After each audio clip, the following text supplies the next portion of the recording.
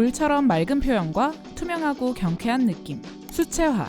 수채화는 고유의 맑고 투명한 느낌이 특징인 미술 재료입니다. 또 누구나 한 번쯤 학창시절에 사용해봤을 친숙한 재료이기도 하죠.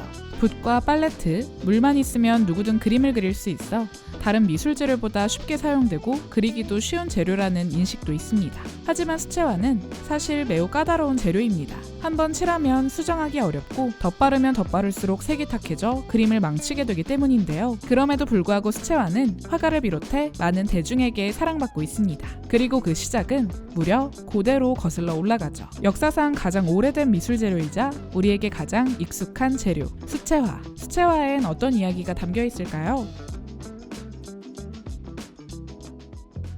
수채화를 그리는 데 필요한 재료는 크게 물과 물감이 있습니다. 그림을 그려낼 종이만 있으면 언제든 그림을 그릴 수 있는데요. 이런 원리가 적용된 건 고대 이집트의 파피루스입니다. 파피루스는 종이가 발명되기 전 고대 이집트에서 그림이나 글 등을 그려낸 식물인데요. 파피루스에는 글뿐만 아니라 그림도 그려져 있는 걸 볼 수 있습니다. 이는 색깔을 내는 안료에 물을 더해 그림을 그리고 물이 증발하며 색깔만 남아 만들어진 것이죠. 이런 단순한 원리는 물을 활용한 그림, 수채화의 시작이라 여겨집니다. 그리고 이 원리는 이후 르네상스 시대 프레스코화로 이어집니다. 프레스코화는 석회벽에 물로 밑칠을 한 후 물감을 칠해가며 그리는 그림인데요. 밑칠한 물이 증발하면서 물감이 벽에 스며들어 그림의 변형이 거의 일어나지 않는다는 특성이 있습니다. 때문에 프레스코화는 르네상스 시대에 많은 사랑을 받았는데요. 여전히 프레스코화에는 치명적인 단점이 있었습니다. 그림의 변형이 거의 일어나지 않는 만큼 수정하기도 매우 어려웠던 것이죠. 한번 수정하려면 그림이 그려진 벽을 긁어낸 후 또다시 물칠을 하고서야 그림을 그릴 수 있었습니다. 때문에 그림 하나를 완성하기까지 많은 공이 들었죠. 단점은 또 있었습니다.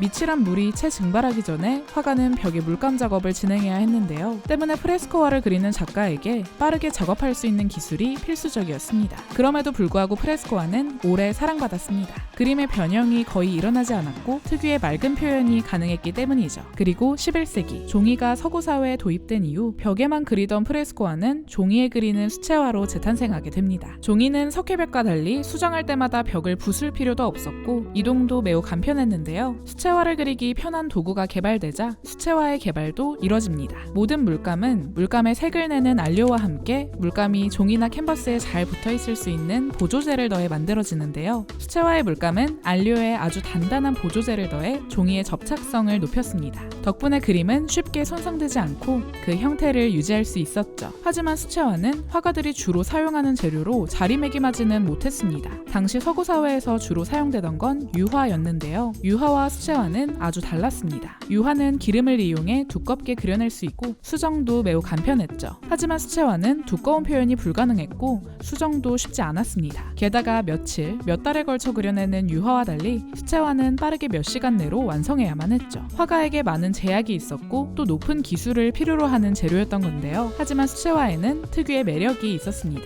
바로 투명함이었죠. 종이가 비쳐나올 정도의 맑고 투명한 느낌은 오직 수채화만이 구현해낼 수 있는 것이었는데요. 이 매력을 가장 먼저 간파한 건 르네상스 시대 화가 중 한 명인 알브레이트 듀러였습니다. 듀러는 르네상스 시기 활동한 화가로 조각, 판화, 유화 등 다양한 기법을 선보인 것으로 알려져 있습니다. 당시 그는 새로운 미술 재료나 기법이 등장하면 빠르게 사용해보곤 했는데요. 그리고 그의 눈에 수채화가 들어옵니다. 수채화는 당시 화가들에게 그림을 그리는 주요 재료가 아니었습니다. 큰 그림을 그리기에 앞서 사용하는 밑그림용 스케치 재료였죠. 하지만 듀러는 오직 수채화만을 이용한 그림을 그려냅니다. 그의 그림 어린 토끼는 수채화로 그려진 그림인데요. 수채화 특유의 맑고 담백한 표현 그리고 몇 번의 붓질로 풀어낸 묘사를 통해 듀러의 그림 실력을 모두 볼 수 있는 작품입니다. 듀러는 수채화를 이탈리아 예술계에 최초로 도입한 화가였습니다. 하지만 당시 이탈리아 예술계의 주력 재료는 유화였고 이 흐름은 쉽사리 바뀌지 않았죠. 이에 따라 수채화의 발전도 정체되어 있었는데요. 이후 17세기에는 렘브란트 등 유명 화가들이 종종 수채화를 사용하는 모습을 보이기도 했습니다. 하지만 이때까지 수채화는 스케치 도구의 일부였고 그마저도 쓰는 사람이 많지 않아 수채 물감의 종류도 한정적이었죠. 이후 18세기에 이르러서야 수채화의 발전이 시작됩니다. 그 시작은 영국이었죠. 18세기 중반 산업혁명이 시작되며 영국에서 튜브형 물감이 등장했는데요. 튜브 안에 들어있던 것은 당시 주로 사용되던 유화였지만 영국은 수채화 물감도 튜브형으로 만들기 시작합니다. 당시 영국에서 수채화의 인기가 대단했기 때문이죠. 유화와는 다른 수채화의 맑고 투명한 느낌은 영국 엘리트와 귀족 계급 사이에서 큰 인기를 끌었는데요. 수채화로 그려진 그림에 인기가 많았을 뿐만 아니라 어린 자제의 교육용으로도 수채화는 적극 사용되었습니다. 뿐만 아니라 빠르게 발전하고 있던 영국 사회에서는 지도 제작, 건축 계획안 등 빠르게 그림을 그릴 수 있는 재료가 필요했는데요. 가볍고 빠른 표현이 가능한 수채화는 이런 용도에 적절한 재료였습니다. 또 식물학, 동물학 등 자연물에 관한 연구에도 수채화가 적극 사용되었죠. 이처럼 문화, 공학, 과학 등 다양한 분야에서 수채화를 적극 사용하며 영국에서 수채화 사용은 보편화되었습니다. 영국의 예술가들도 자연스럽게 수채화를 자주 사용하게 되었죠. 영국을 대표하는 작가 윌리엄 터너 역시 수채화를 적극 사용하며 많은 풍경을 그려냈습니다. 당시 영국에서는 자연주의가 성행하고 있었는데요. 자연의 참모습을 그림에 담아내기 위해 야외로 향한 화가들에게 수채화는 선물 같은 재료였습니다. 빨리 마르고 바로 사용할 수 있고 휴대가 편리했기 때문이죠. 터너 이후로 영국에서 수채화는 그림을 그려내는 주요한 재료로 자리매김합니다. 한편 영국을 제외한 유럽 대륙에서는 여전히 유화가 더 성행하고 있었습니다. 수채화 물감이 영국 이외의 국가로 수출되지 않기도 했지만 더 큰 이유는 사회적 분위기 때문이었습니다.